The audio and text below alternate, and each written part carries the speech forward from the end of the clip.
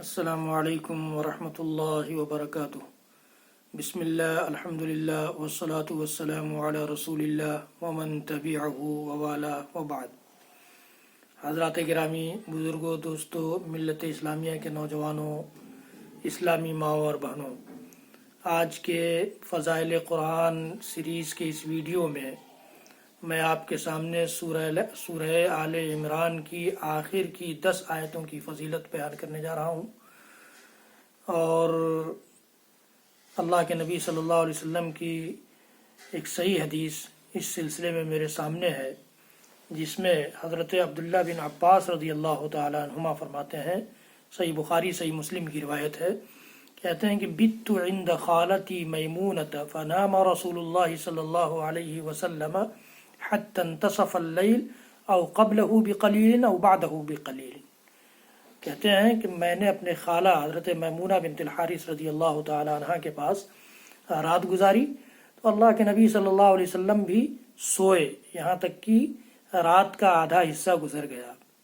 آدھی رات ہو گئی۔ کہتے ہیں عبداللہ بن عباس، یا تو کچھ اس سے پہلے کا وقت تھا یا اس کے کچھ بعد کا وقت تھا،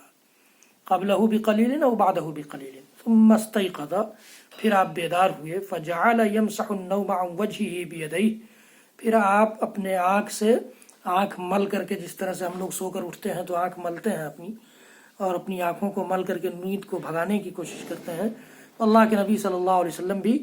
اسی طرح سے کرنے لگے۔ ثم قرأ العشر الآیات الأواخر، پھر آپ نے انہی 10 آیتوں کی تلاوت فرمائی، من سورۃ آل عمران، سورہ آل عمران کی 10 آیتوں کی تلاوت فرمائی، اور یہاں تک کہ آپ نے اس کو ختم کیا۔ تو یہ صحیح بخاری صحیح مسلم کی روایت ہے۔ اس سے پتہ چلتا ہے کہ یہ آیتیں ایسی ہیں کہ ان کو ہر امتی، چاہے وہ مرد ہو یا عورت، بلکہ بچپن سے ہی یاد کرا دی جائیں، اور صبح صبح اگر ہم تہجد کے وقت اٹھنے کے عادی نہیں ہیں، اگر تہجد کے وقت اٹھنے کے عادی ہیں تو بہت اچھی بات ہے، اس وقت ان آیتوں کو پڑھ لیں، اور اگر ایسا نہیں ہے تو جس وقت ہم اٹھتے ہیں فجر کے لیے اس وقت پڑھ لیں، لیکن اللہ کے نبی صلی اللہ علیہ وسلم کی سنت سمجھ کر ان آیتوں کو پڑھا جائے گا تو یقین جانیے کہ ہم ان کی فضیلت کو حاصل کرنے والے بنیں گے۔ اصل میں ان آیتوں میں اللہ تعالیٰ نے آسمان و زمین کی تخلیق پر غور کرنا یہ ایمان والوں کی علامت قرار دیا ہے، اور ایمان والے جب اللہ کی کائنات پر غور کرتے ہیں تو وہ پکار اٹھتے ہیں، ربنا ما خلقت ھذا باطلا، ہمارے رب تو نے ان کو یوں ہی بیکار اور باطل نہیں پیدا کیا، بے فائدہ نہیں پیدا کیا ہے،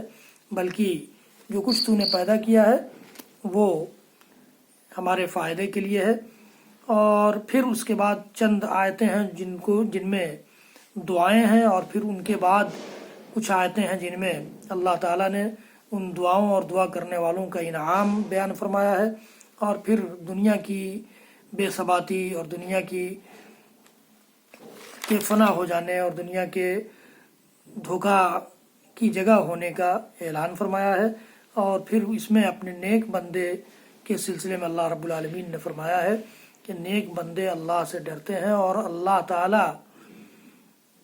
کے انعامات کے بدلے وہ دنیا کے چند کوڑیوں اور دنیا کے چند فوائد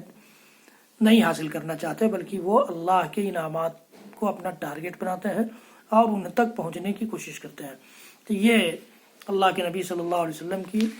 سنت ہے، تو ان آیتوں کا اہتمام کیا جائے، ان آیتوں کو یاد کر لیا جائے، ان آیتوں کے معانی پر دھیان دیا جائے، تاکہ جب ہم ان آیتوں کو پڑھیں تو ہمیں اندازہ ہو کہ اللہ تعالیٰ نے یا نبی اکرم صلی اللہ علیہ وسلم نے جو ان آیتوں کا اہتمام کیا ہے نیند سے اٹھنے کے بعد، وہ کیوں کیا ہے۔